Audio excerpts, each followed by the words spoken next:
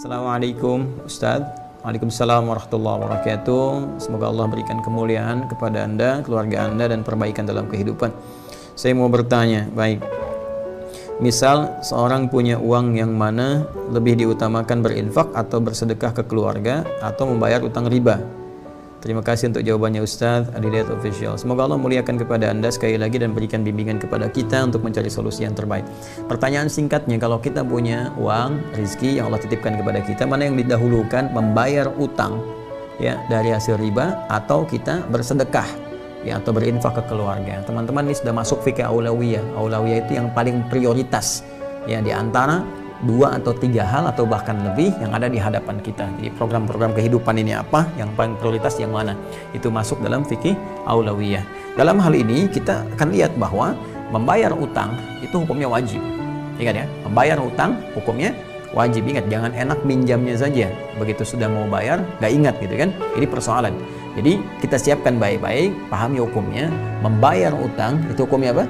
Wajib. Karena itu ketika kita akan berutang dalam keadaan tertentu, kita mesti petakan dulu ya, dari kemampuan bagaimana kita mengembalikannya, dari bagaimana kita menyampaikan, membuat perjanjian dan sebagainya. Itu jelas langsung bahkan tertuang di Quran surah kedua Al-Baqarah dari ayat 282, bahkan nanti sampai ke ayat 283 sampai penutup akhirnya gitu kan, sampai pengingat dari Allah Subhanahu wa taala akan wahyu terakhir yang diturunkan. Jadi kembali satu ya, kita dari hukumnya dulu. Membayar utang hukumnya apa? Wajib. Apalagi ini hukumnya riba yang harus dibebaskan ya, harus dilepaskan sehingga terlepas dari keadaan riba.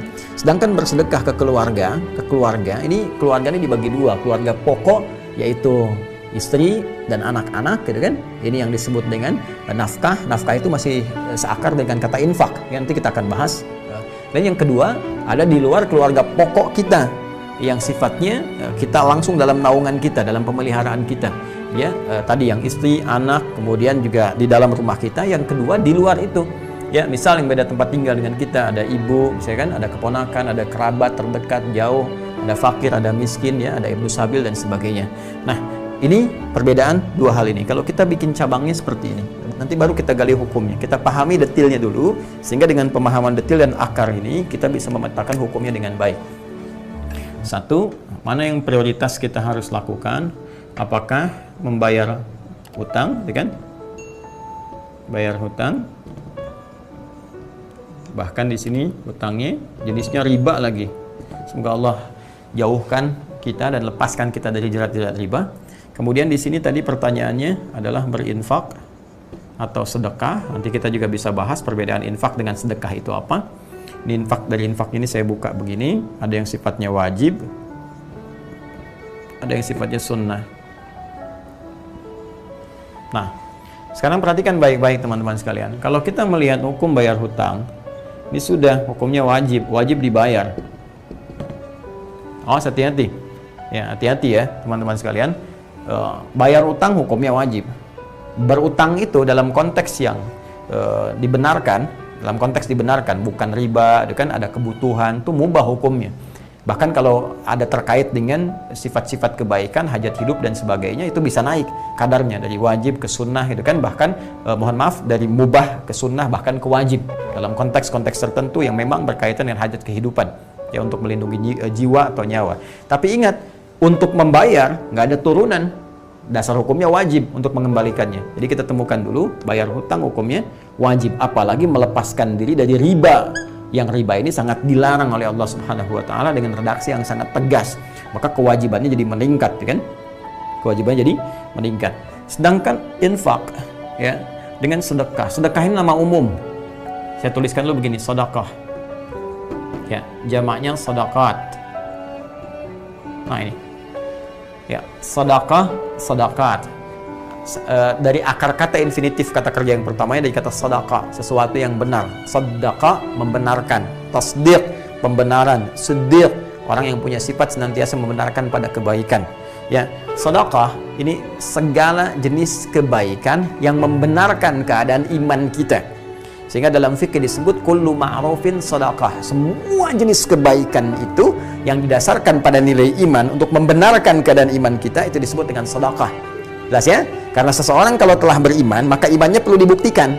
Apa pembuktian dari iman itu? Perbuatan baik. Karena orang yang punya iman, nanti imannya akan memancarkan cahaya kebaikan pada seluruh elemen tubuhnya. Jadi ketika iman masuk ke dalam mata cahayanya, maka mata akan dibimbing untuk melihat segala yang baik.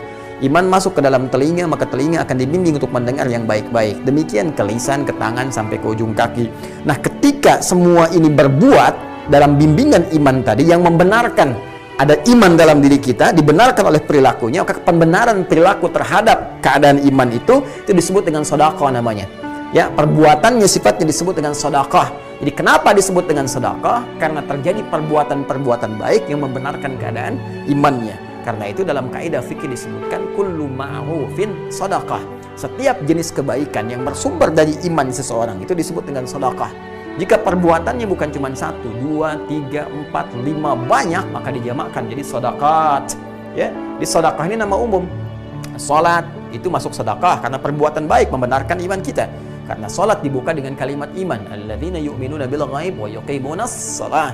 Zakat sedekah, ya, sedekah. Kenapa? Karena dengan berzakat membenarkan perintah iman yang disampaikan oleh Allah kepada kita. Wa aqimus shalah wa atuz zakah, dirikan salat, tunaikan zakat. Ketika berzakat itu sedekah. Makanya perintahnya kata Allah, khudz min amwalihim sadaqah. Ambil dari harta mereka yang telah masuk nisabnya, masuk haulnya, ambil dari harta mereka sedekah untuk zakat. Di zakat dinamakan dengan sedekah langsung dalam Al-Qur'an. Ya, tutahhiruhum wa tuzakkihim biha. Bahkan ketika dikeluarkan, yang nerima kan 8 golongan. Jadi ketika kita punya harta diberikan, makin banyak yang nerima, sedekahnya dijamakkan jadi sedekah. Buka Quran surah 9 At-Taubah di ayat ke-60. Innamas shadaqatu. Sungguh zakat itu, kenapa kok perbuatannya zakat tapi dinamakan pembagiannya dengan sedekah? Karena dia membenarkan keadaan iman dan mengandung nilai-nilai kebaikan yang banyak bagi beberapa kalangan, yaitu 8 golongan utama. Innamas shadaqatu lil fuqara wal masakin wal 'amilina 'alaiha wal mu'allafati qulubuhum wa fir riqab wal gharimin wa fi sabilillah wa ibnis sabil. 8 golongan. Ya, karena banyak maka disebut dengan apa? Sedekah. Termasuk infak pun ini bagian dari sedekah. Jadi sedekah itu nama umum. Ya, sedekah nama apa? Nama umum. Pemberian materi dari segi materi sifatnya, ya. Materi, bukan ide, bukan apa. Jadi nggak ada infak ide. Ya, semacam singkatan infak itu disingkat dengan nafkah, dari nafkah. Ini kan dari anfaqa yunfiqu. Ya, orang kita menyingkat dengan nafkah. Ya, nafkah itu dari kata infak asalnya. Ya, nafkah. Nah, nafkah itu pemberian, teman-teman sekalian. Itu suka ada yang mengatakan kan ini ya, nafkah batin, nafkah zahir. Sebenarnya kalau dalam istilah kita ambil ke hukum syariat, nafkah batin itu nggak ada karena sifatnya bukan pemberian materi gitu kan. Jadi ada nafkah zahir, nafkah hal-hal materi yang diberikan. Nah, dalam konteks infak ini dia dibagi dua karena pertanyaan Anda tadi jenis sedekahnya infak. Pertama adalah infak wajib yang diberikan kepada anggota keluarga pokok yang dalam naungan, ya. Baik naungan tanggung jawab dia dalam keseharian, untuk makannya, untuk kehidupannya, sandangnya, pangannya, papannya dan sebagainya. Ini disebutkan di Quran surah keempat An-Nisa, ya, di ayat ke-34 di mushaf standar paling kiri sebelah atas, ya. Allah berfirman, "Ar-rijalu qawwamuna 'alan nisa bima faddalallahu ba'dahum 'ala ba'dhin wa bima anfaqu min amwalihim." Itu ayatnya, ya. Para lelaki, para suami diberikan oleh Allah Subhanahu wa taala kelebihan terhadap istrinya dalam bagian tertentu. Nanti istri pun diberikan oleh Allah pada bagian yang lain untuk saling melengkapi. Nah, ada beberapa bagian yang memang perangkatnya didesain untuk laki-laki saja. Nah, jadi jangan diambil oleh perempuan, ini bisa tertukar, berbahaya nantinya. Pun demikian ada nanti kelebihan diberikan pada perempuan yang laki-laki nggak bisa memegang itu. Ya, apa di antara perangkat yang diberikan kepada laki-laki? Kata Allah, jiwa kepemimpinan untuk memimpin dalam kehidupan rumah tangga. Maka nanti ada kewibawaannya, mungkin sifat tegasnya dan sebagainya dimiliki laki-laki. Nah, jadi jangan diambil peran itu. Nah, jadi jangan sampai ada istilah misalnya istri pemberani dan para suami takut istri misalnya. Itu tidak dibenarkan dalam keadaan demikian. Jika jangan sampai terjadi lagi ada kisah, walaupun mungkin kisah ini hanya canda-canda saja, tapi nampaknya tidak tepat untuk dijadikan proses dalam beraktivitas dalam kehidupan berkeluarga. Ya, siapa di tempat ini yang takut sama istrinya, ambil sebelah kanan, kata Pak RT. Yang tidak takut, ambil sebelah kiri. Maka semua ke kanan. Ya, semua ke kanan. Cuman satu orang yang ke kiri, gitu kan? RT-nya bingung, karena RT pun takut juga sama istrinya. Dia di kanan gitu kan. Dia tanya sama orang ini, kamu berani sama istri kamu? Karena di tempat itu terkenal hampir semua takut sama istri. Kata dia, kenapa kamu ke kanan? Kamu berani? Nggak takut sama istri? Saya nggak tahu Pak, saya cuma disuruh istri saya ke kiri.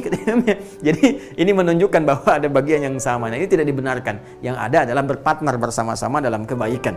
Ya, nah ini menata dalam kehidupan rumah tangga, suami jadi nakhoda, tapi juga tidak bisa otoriter. Ya, ada bagian-bagian tertentu berdiskusi, mengambil pendapat bersama-sama dan memutuskan dan menjadi juru bicara dalam keluarga pada suaminya. Yang kedua, wabima anfaqu min amwalihim, diberikan oleh Allah perangkat. Ya, perangkat yang sangat spesifik untuk mencari nafkah. Ini dia. Infak yang dalam bahasa kita disebut nafkah. Nafkah untuk keluarga, ini yang disebut dengan nafkah wajib ini. Ya, keluarga. Nanti diberikan perangkatnya pada setiap suami laki-laki. Bedanya apa nanti dengan perempuan yang bekerja misalnya? Nah, laki-laki ini sifatnya mengikat, wajib dia. Ya, diberikan perangkat oleh Allah sepanjang punya kemampuan, kan, kemudian fisik baik, tidak ada kendala, nggak ada uzur yang lain, dia beraktivitas. Dan setiap dia bekerja, tetes keringat, ya Allah berikan dia rezeki. Rezeki ini berapapun yang dia dapatkan akan dicukupkan untuk jumlah keluarganya. Bisa keluarganya ada 5 bahkan, walaupun dapatnya cuma 500.000 misalnya, ya per bulan, ini Allah cukupkan. Bahkan dikirim tidak di sisi yang lain kalau dia beramal soleh dengan baik. Mungkin kesan kita dikirim oleh tetangga, atau ada yang lainnya, atau ada traktir, atau ada bonus. Ini bagian dari yang Allah berikan, dari ikhtiar yang dikerjakan. Ini cukup untuk 5 orang ini. Ya, beda dengan kasusnya kalau istri bisa yang bekerja. Hati-hati ya, hati-hati nih. Istri sepanjang ada kebutuhan, kewajiban yang melekat pada dia di rumah tangganya, maka kewajiban didahulukan dan suami yang bekerja. Tidak diperkenankan dia bekerja di luar yang mengabaikan tugas utama kewajibannya di rumah. Memberikan ASI kepada anak itu bagian dari kewajiban istri. Kan menyiapkan kebutuhan-kebutuhan suami yang sangat penting untuk kewajiban dia, itu juga bagian dari kewajiban istri. Jadi jangan sampai dia bekerja keluar ini diabaikan, sehingga terjadilah kekacauan dalam rumah tangganya. Anda itu kan nyari rezeki di luar untuk memperbaiki rezeki di dalam. Untuk apa Anda nyari harta banyak-banyak di luar kalau yang di rumah aja rusak, nggak ada perhatian, nggak ada kasih sayang, nggak ada perhatian dan sebagainya. Ya, karena itu teman-teman sekalian, ini yang wajib nanti yang dikerjakan oleh laki-laki. Ya, maka kalau dia mendapatkan kemudian harta dari hasil kerja kerasnya, contoh dia bekerja seperti tadi, dapat misalnya 5 juta, taruhlah ya, dalam per bulan. Maka apa yang harus dia lakukan? Dia cukupkan dulu kemudian untuk memberikan nafkah wajib bagi keluarganya. Ini poinnya teman-teman sekalian yang ingin saya sampaikan. Jelas ya? Nah, ini poinnya. Jadi berikan dulu kebutuhannya ke sini. Cukupkan. Untuk kebutuhan ini apa? Kebutuhan ini seperti apa dan sebagainya. Taruhlah yang terpakai misalnya ada 3 juta rupiah, kan? Nah, maka ada lebihnya 2 juta. 2 juta ini dihadapkanlah kemudian pada satu keadaan. Keadaan ada kewajiban nih, hukumnya untuk membayar utang ini. Lalu ada keinginan untuk berinfak. Nah, pada aspek yang ini, yang sunnah. Mana di antara yang sunnah ini? Misal, ada di Quran, surah kedua Al-Baqarah, yang spesifik deh. Di ayat yang 215, untuk yang ini ya. Ini. Paling kanan, sebelah bawah, ya kan? Yas'alunaka madza yunfiqun. Mereka banyak bertanya kepadamu Muhammad SAW tentang apa dan siapa dalam konteks berinfak. Apa yang harus diinfakkan kepada siapa kalau kita punya untuk infak itu dalam konteks infak yang sunnah. Qul ma anfaqtu min khair. Katakan kalau kalian mau infak, pertama yang diinfakkan itu mesti dari yang baik-baik. Ya, cara didapatkannya mesti baik. Hati-hati, jangan sampai hasil korupsi dipakai infak. Hati-hati nih. Wah, supaya dosanya nggak banyak-banyak, korupsi 10 juta, 5 juta bagi deh infak ke madrasah misalnya kan, supaya ngurangin dosa, itu nggak bisa, nggak tepat. Tetap Allah baik dan hanya menerima yang baik-baik saja. Innallaha thayyibun la yaqbalu illa thayyiba. Itu kaidah dasarnya dari Nabi SAW. Allah adalah maha baik dan tidak menerima kecuali dari yang baik-baik. Hati-hati ya, termasuk nih yang potong-potong video tanpa izin misalnya dan sebagainya, bikin sesuatu supaya banyak terus dapat penghasilan, itu nggak baik. Ya, itu nggak baik karena ada bagian-bagian tertentu yang harus dipenuhi dalam unsur kehidupan. Nah, kalau sudah dapat dengan cara yang halal, yang baik pun, maka cari yang terbaik untuk infak. Misalnya kita punya anggaran 10.000, gitu kan? Pengen beli makanan, cari makanan yang baik. Pengen beli mainan, cari mainan yang baik. Pengen beli pakaian yang terbaik dengan jumlah uang yang kita miliki itu. Sifatnya yang terbaik. Atau bahkan pengen ngasih kotak infak besok Jumatan, maka kualitas uang pun yang berikan harus baik yang dimasukin. Jangan sampai yang kata orang India itu the kill of the kumal gitu kan, yang lecek itu yang dimasukin, yang keras-keras, yang bagus itu yang disimpan di dompet. Nah, perhatikan, ada dompet akhirat, dompet dunia. Maka pilih yang terbaik untuk akhirat Anda.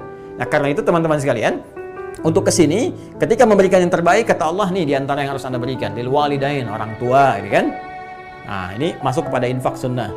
Ya, kemudian siapa lagi? Wal aqrabin, kerabat, ya kan? Wal yatama, anak yatim. wal masakin, orang miskin, wabnis sabil, ya kan? Dan ibnu sabil yang kehabisan bekal di perjalanan. Ini silahkan, ini sifatnya sunnah. Tapi sangat ditekankan bagian-bagian ini, orang tua, ya kan? Kita berbagi dapat berapa, sisihkan setiap bulan kita berikan dalam kebaikan. Nanti akan memberikan dampak positif kepada kita. Nah, kalau ini bertemu dengan kewajiban ini, karena ini sunnah, ini wajib, maka ini yang didahulukan sifatnya. Kecuali kalau ada hal yang mendesak di sini, orang tua sangat butuh misalnya. Ya, ada 1 juta kita bagi 2, kan? Berikan ke sini bagian, berikan di sini sebagian. Tapi secara hukum, kalau dia tidak ada kondisi yang seperti tadi, normal sifatnya, maka ini didahulukan untuk melepaskan diri kita dari jerat riba, jerat hutang. Setelah itu kemudian kita kembalikan pada situasi normal dengan diiringi doa kepada Allah Subhanahu wa taala. Doa yang sangat spesifik diajarkan oleh Nabi sallallahu alaihi wasallam supaya diantaranya kita terbebas dari utang piutang. Ya Allah, kami berlindung kepadamu ya Rabb dari sifat malas, kami berlindung kepadamu ya Rabb dari jebakan utang dan penguasaan orang-orang yang tidak benar, qahrul rijal.